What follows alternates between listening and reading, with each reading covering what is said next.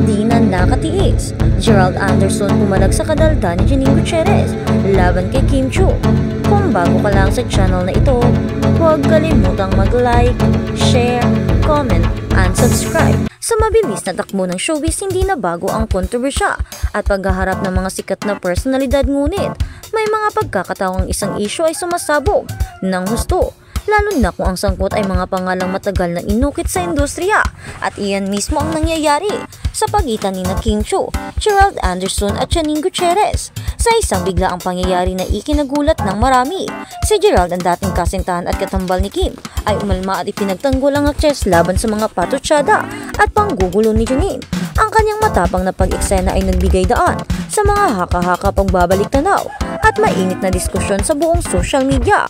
Hindi ito simpleng pagtatanggol. Ito ay tila isang deklarasyon na kabila ng paghihiwalay may mga koneksyon na hindi na mapuputol. Ang tanong ngayon ng publiko, ano ang tunay na nag-udyok kay Gerald na makialam at gaano kalalim ang ugat ng inggit na sinasabing nagtutulak kay Janine? Ang kwentong ito ay higit pa sa simpleng showbiz chika. Ito ay patunay na sa mundo ng mga sikat, ang nakaraan ay laging handang bumalik, lalo na kung mayroong tunay na pagmamahal at respeto sa nananatili. Ang matinding pag-alma ni Gerald, isang deklarasyon ng pagiging tapat. Ang matinding pagtatanggol ni Gerald Anderson kay Kim Chiu ay hindi lamang umani ng atensyon kundi nagbigay linaw din sa tunay na ugali ng aktres na matagal nang sinisiraan. Naging pikon umano si Gerald sa mga ginagawa ni Janine Gutierrez na sa tingin niya ay labis nang nakakaapekto kay Kimi. Sa isang pahayag, walang pagdadalawang isip na ipinagtanggol ni Gerald si Kim na mariing sinasabing kilala niya umano ang aktres at napakabuti ng puso nito. Ang kanyang pag-eksena ay hindi inaasahan. Bakit ngayon pa? Marahil umabot na sa sukdulan ang kanyang pagtitimpi. Isang mahalagang punto ang kanyang binitawan. Hindi rin sila magtatagal noon ni Gerald kung plastic na tao si Kimi.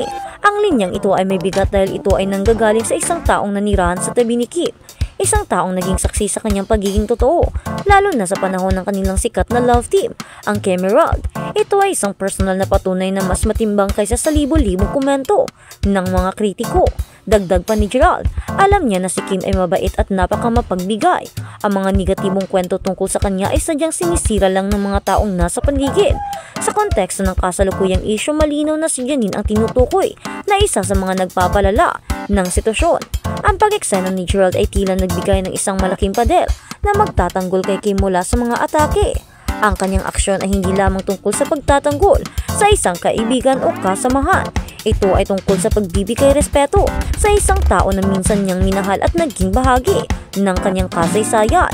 Ito ay nagpapakita na ang love, care, and respect ay hindi tuluyang nawawala, lalo na sa pagitan ng mga taong nagbahagi ng napakalaking bahagi ng kanilang buhay sa isa't isa. Ang ginawa ni Gerald ay nagdulot ng malaking hiyaw ng suporta mula sa kanyang mga tagahanga na naniniwala na ang kanyang pagiging matapang ay nagpapahiwatig ng tunay na pagkakaibigan at pagpapahalaga. Ang sentro ng kontrobersya bukod kina Kim at Gerald ay si Janine Gutierrez. Ayon sa videos at sa samot-saring komento ng mga tagahanga, si Janine ay tila sobrang humaling pa rin sa kanyang dating ka-love team na kasalukuyang may ugnayan kay Kim Chiu. Walang iba kundi si Paolo Avellino. Ang ignit at gigil daw ang nag-uudyok kay Janine na palaging nanggugulo at gumagawa ng eksena upang sirain ang imahe ni Kim sa publiko. Ang kanyang mga aksyon ay tila pinupukaw ng emosyonal na kabiguan na hindi niya makuha ang pag-ibig ni Paolo. Nakakalungkot isipin na sa halip na mag-move on at harapin ang sariling karera, mas pinipili umano ni Janine na sumingit sa relasyon ng iba. Ang tindi ng kanyang panggugulo ay umabot na sa punto na nagawa niyang sirain si Kim sa publiko. Kahit pa may nobyo na si Kim, ang matindi ang mga akusasyon ay tila nag-ugat sa personal na kabiguan ni Janine na makuha ang loob ni Paolo Avellino. Ito ay nagpapahiwatig na ang issue ay hindi tungkol sa katotohanan o katarungan. Ito ay tungkol sa personal na inggit at hindi pa nare-resolba. Ang kanyang paulit-ulit na paggawa ng eksena ay naglalabas ng isang larawan ng obsesyon na hindi nakatanggap-tanggap sa mata ng publiko.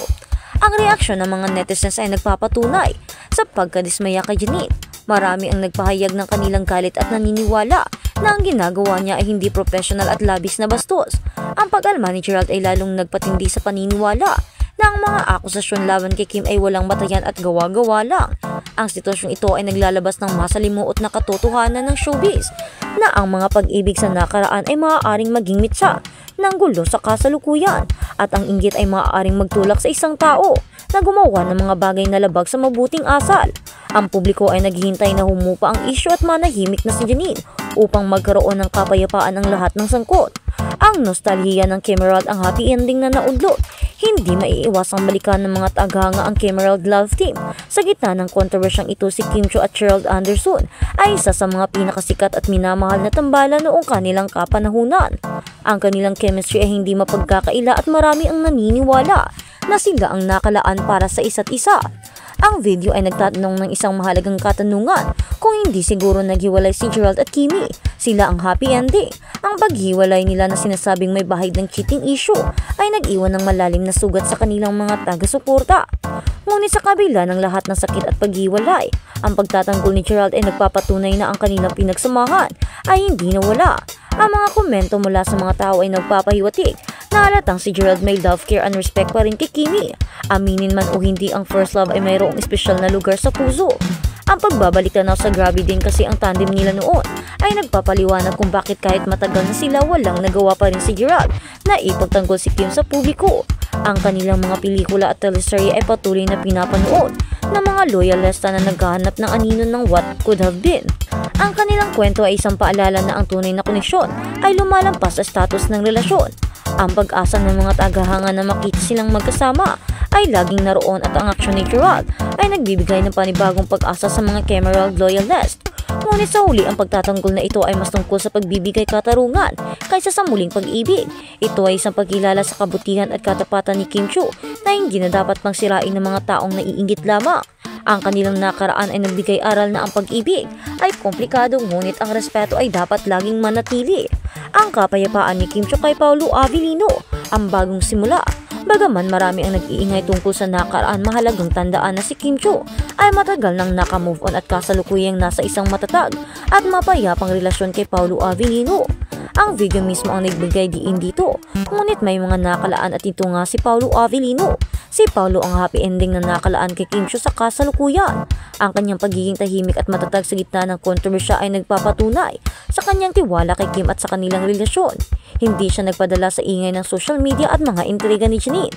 Ang pag-eksena ni Janine na sinasabing may kinalaman kay Paolo ay tila isang desperadong hakbang na hindi nagtagumpay. Ang relasyon ni Kim at Paolo ay tila isang matibay na pader na hindi kayang sirain ng inggit at paninira. Ito ay isang aral na ang totoong kaligayahan ay hindi matatagpuan sa pagbabalik sa nakaraan, kundi sa pagyakap sa kasalukuyan at pagtiwala sa taong kasama mo. Si Kim Chiu ay isang ehemplo ng isang aktres na sa kabila ng lahat ng pagsubok at paninira ay patuloy na nagniningning sa kanyang karera at personal na buhay. Ang pagiging mabait, napakamapagbigay niya. Ayon mismo kay Gerald, ang nagpapatunay na siya ay may tunay na pamilya at kaibigan na handang ipagtanggol siya. Ang kanyang positibong pananaw sa buhay ay nagbibigay inspirasyon sa marami at ang kanyang profesionalismo ay hindi matatawaran. Siya ay nagpapakita ng dignidad at katatagan sa harap ng mga walang batayang akusasyon. Ang mainit na isyong ito ay nagbigay diin sa maraming diskusyon. Maraming netizens ang pumuri sa ginawa ni Gerald at marami rin ang nagbigay ng tuldok sa panggugulo ni Janine Gutierrez. Sa huli, ang kwentong ito ay isang aral sa lahat na ang pagiging totoo at mabait ay hindi matatalo ng inggit at paninira. Si Kim Chiu na pinatunayan na ang kasalukuyan, katapatan ay mas lalong minamahal ng publiko. Ang pagkakaisa ng mga dati magkasintahan upang ipagtanggol ang katotohanan ay nagpapakita na ang showbiz ay hindi lang tungkol sa lights, camera, action, kundi tungkol din sa tunay na ugnayan at respeto. Ang lahat ay naghihintay sa susunod na kabanata ng drama na ito. Ngunit, ang isang bagay ay sigurado, Gerald Anderson the Protector ay nagbigay ng malaking puntos sa kanya, kapayapaan at pagkatao sa puso ng kanyang dating kasintahan. Ang showbiz ay isang malaking yugto at ang mga aktor dito ay hindi lamang nagpapalabas, sila rin ay nagpapakita ng tunay na karakter sa labas ng kamera. Ang pag-asang manalo ang kabutihan laban sa kasamaan ay laging naroroon at ito rin ay magtatanggupay tulad na nangyayari kina Kim Chiu na kung saan siya ay tinataas at si Janine ay mas lalong ibinababa, pero kawawa naman diba kung walang katotohanan ang mga isyong ito dahil magiging masisira ang pangalan ni Janine at mahihila ito pa ba kung wala naman siyang kasalanan. Talagang nakakaawa. Kaya naman sana bigyang katarungan at bigyang dahilan at bigyang katotohanan ang mga isyong ito tungkol dito. Kaya naman abangan natin ang magiging susunod na update o kabanata tungkol sa mga isyong ito. Dito lang abangan.